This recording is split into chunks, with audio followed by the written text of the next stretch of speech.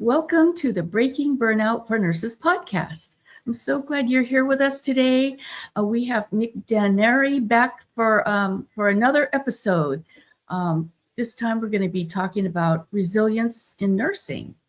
So Nick, just to give you a background, he was on my podcast a little bit ago, but he's an Air Force veteran. So thank you for your service, Nick. And he's done several things, trauma, nursing. I mean, he has a whole paragraph of experience that he's had in nursing. So I won't go through all of that, but right now he's a nursing director in the emergency department and ICU at Coast Plaza Hotel Hospital. Is that right, Nick? Absolutely.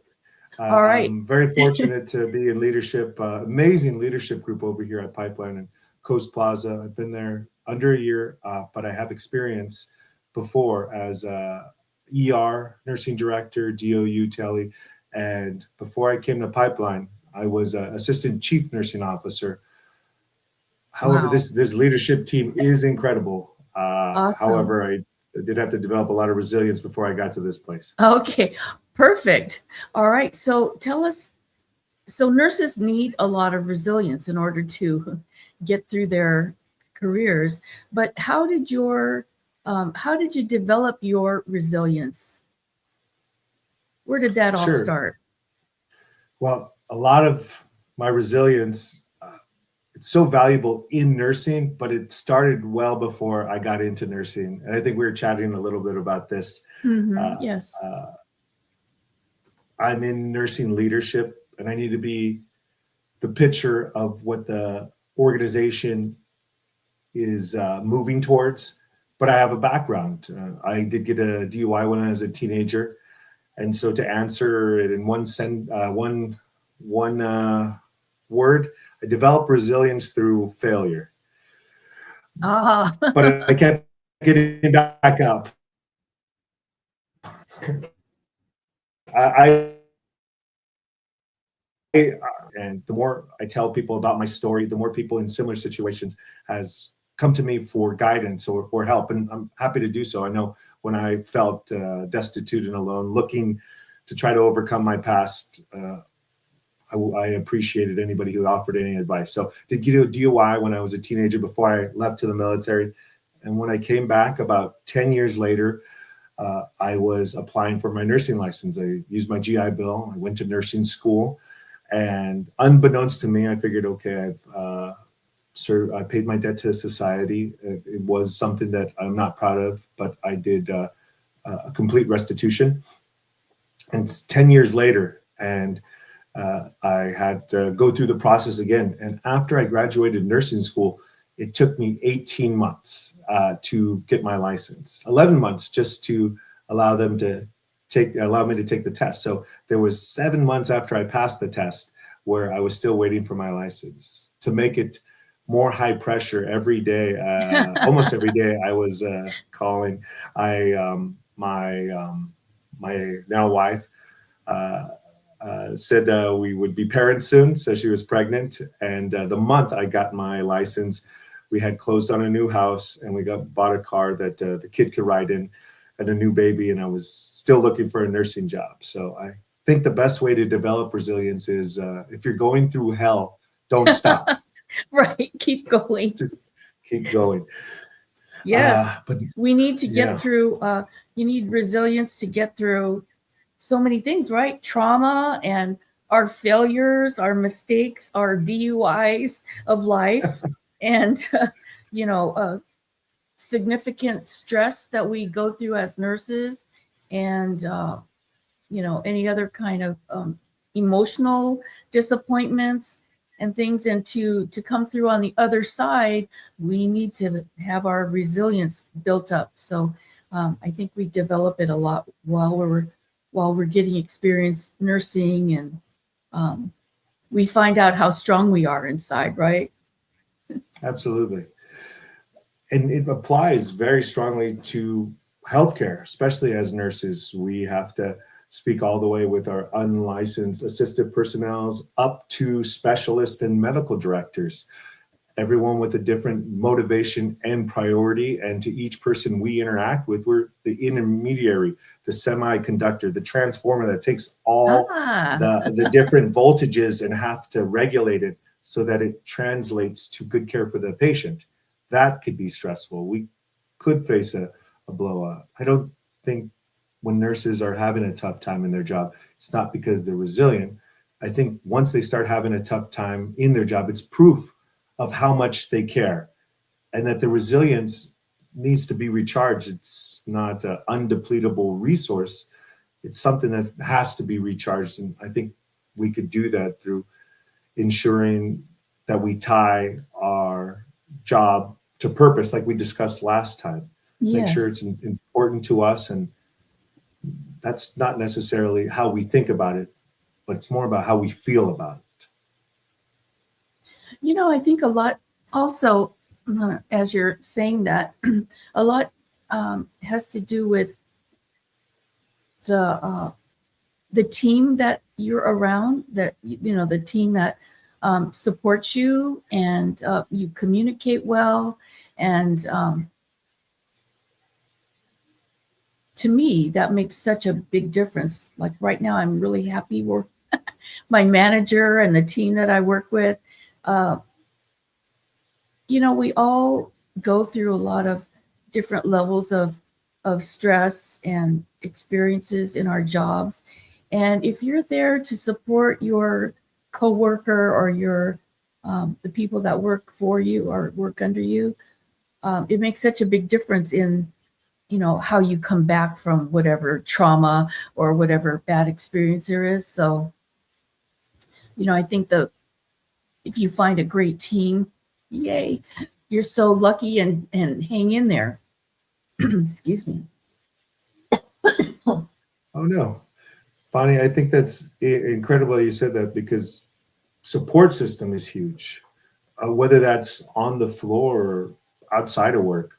While you're mentioning that, I was thinking about my wife. She's the number one person on my team, and that translates to work. My wife and I don't always see the same side of the story, and we don't always focus on the same thing. But it's coming up on 20 years that we've been spending time together, ups and downs. Yeah. And she's contributed a lot to my resilience.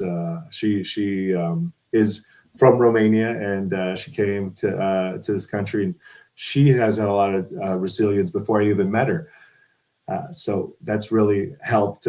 She likes to say that, I in the past would introduce her as mail order, and then she would, make a funny face, and she would tell everybody, well, I'm a rescue. Oh, beautiful. Well, you know, humor does add to your resilience too, right? You got to make it light sometimes. So that's wonderful. We got to get her on the show. Absolutely. Yeah, she knew me back when I was in construction. Before I became a nurse, or even went to nursing. When I was in nursing school, I became a CNA, and I got an opportunity to go through all those levels of resilience. And sometimes I set myself up to have to really exercise good resilience, because my hopes would get so high. So understanding where you're at in the process can help, but I think having really, really high hopes helps you set on the goal, and having a good support team around you helps you recharge when the goal is not met in the time frame you had hoped. And whether that is you being the person other people want to be around until they are the people that you hope them to be, or that's already built in if we're fortunate enough to find those people that we want to emulate. But the biggest way we have control of it, the biggest way we could recharge our resilience, is to know that we're empowered to change our nursing station, our department, even our home support system, the way we want it, by being the type of person we would want to be around. It begins to reflect. At least that's been my experience. Oh, absolutely. And so I think it kind of like you bounce back and forth with your wife, with your coworkers. The the strength that you have and that you share with other people around you, that they can feel that strength and your resilience, and then it lifts them up too. So you kind of are in that, you're in that uplifting environment. So it's kind of an ongoing thing, which builds up the whole the whole community around you. I think another thing too is making sure that you're taking care of yourself all the time, because that leads to your strength, taking care of yourself, your mental and emotional, getting the good sleep and eating well and exercising and all that kind of stuff. It all, when you've got the basic healthy you, then you have the strength to, be in a good mood and to be open-minded and all that stuff that leads to helps your resilience. I don't know. What do you think about that? It's incredible. I think about the anxiety I feel when I didn't charge my cell phone for long enough. I can't imagine what type of internal alarms or systems are flashing if I'm not getting enough sleep. I mentioned to you that I'm maybe not the best spokesperson for burnout, because I am taking on a lot, and getting great rest and diet, most fundamental. What I've been able to lean into to refill that internal well of resilience is personal victories. I'm even a little cautious to talk about my personal victories on this podcast, but having my personal goals, connecting what I'm doing to meaning. I could recharge my battery if I know that, okay, I got my butt kicked today, but I can get back out there because this is what I'm working towards. And I frequently think about, it took me about 5 years to bridge from my associates to my bachelor's while I was working and being a new father. And it meant so much to me. I did the walk at the graduation, and my wife and my son and my family was there. And my wife cried, and I always, maybe in the back of my mind, felt like she didn't necessarily appreciate that I was sitting here studying when she was dealing with a new baby. We're both new parents, but she was so proud of me, and that became a personal victory of mine when I began to pursue my master's. So find something that makes you feel really good and keep a personal victory. Oh, yes. We all have to appreciate, even, I mean, that's a huge victory that you got, but all along the way, it is. I mean, that's a fantastic victory. I didn't know how much it meant to my wife, and knowing that number one person on my team, it meant a lot to him. It just amplified the next step. I could go even further for even longer for the next one.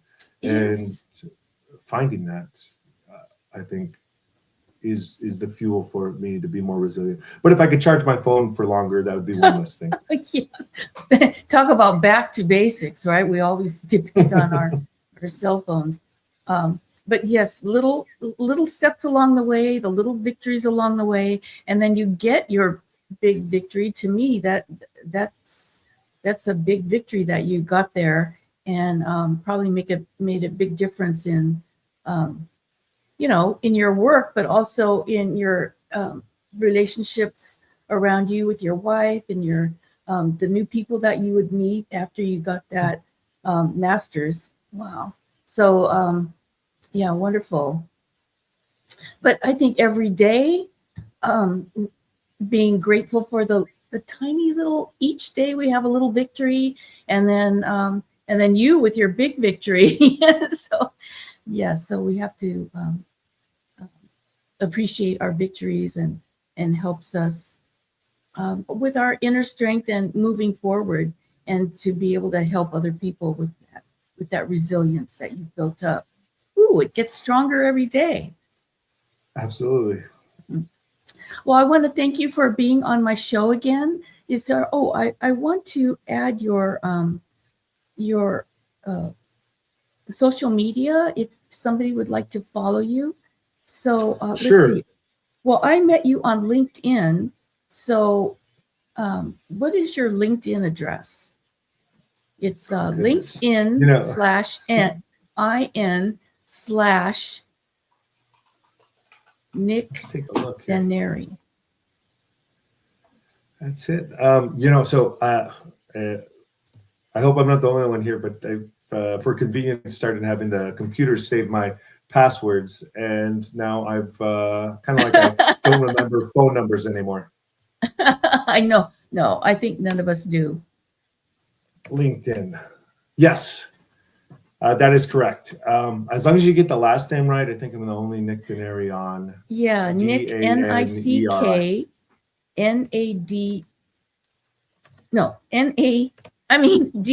Daneri. Is that right? Correct. Daneri. Absolutely.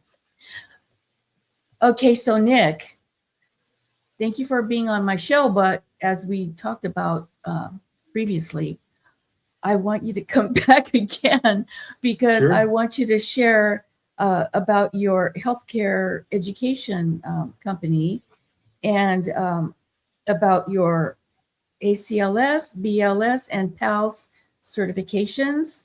So all the nurses, we need to have those certifications. So I want you to tell us about the business that you have. So, but we're running out of time here. So I'll have you come back again and again and again and share Wonderful. some more information with us. All right. So everybody, thank you for joining us today. But come back next Monday at 10 o'clock and we will be breaking burnout again. Thank you. Bye. Absolutely. Thank you.